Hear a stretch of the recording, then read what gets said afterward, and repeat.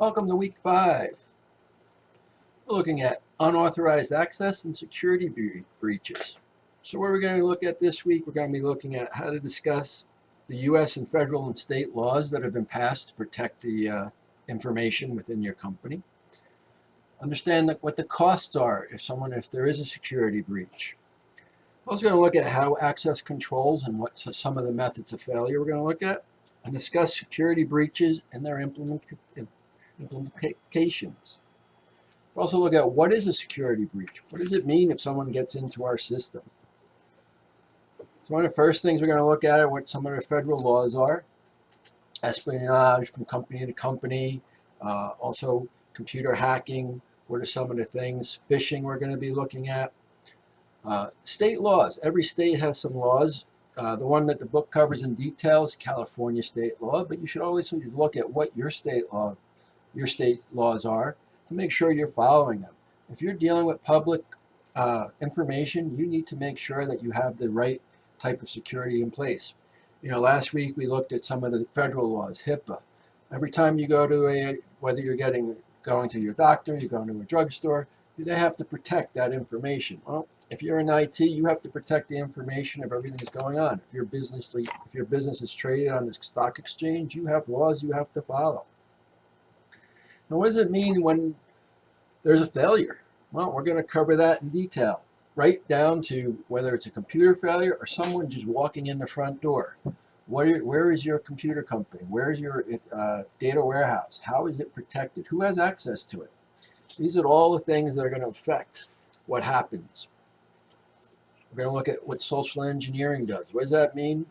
Oh, someone wants to get your information. So all they're going to do is give you a call, say they're from the IT department, they need information from you, and you give it to them. They don't work for you.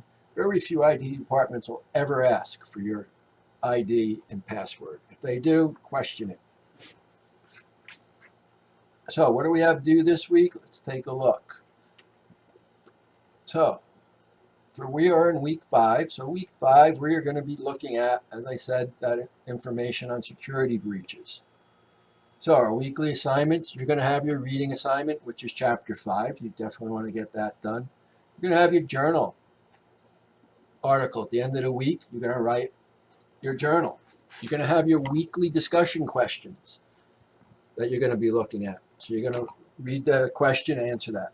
Now, this week we don't have a paper. We're having a module review, module test, which is covering chapters 1 through 5. So that's in lieu of our paper. We don't have a weekly paper this week. We only have the test. You also don't have a quiz. So if you look down in the assignment section, you're going to have your discussion paper, and you're going to watch a video. Tell me what you think about the speaker, whether you agree or disagree with them, comment. All do your initial response is due on Thursday, 11:59. It should be about 250 words. You're going to have the test, which is covering the chapters 1 through 5, access control, access risk and impact on access control, business drivers and access control policy, standards, procedures, not authorized. That's part 1 of the book. As I mentioned, the book is broken into 3 major parts. So we're going to have a test after each part. And your journal entry. Don't forget to write what you learned. Also, if you look at your lecture notes, there's going to be a additional video that you can watch, that you can respond. You can watch the video. It's a YouTube video. You can watch that, and when you're done, you can comment on that in the discussion question. So this way you can use that as one of your responses to one of your classmates. It does not count towards your initial response. So that's just for you to go ahead. So that is what's on this week's assignments. So remember to smile. Have a good week.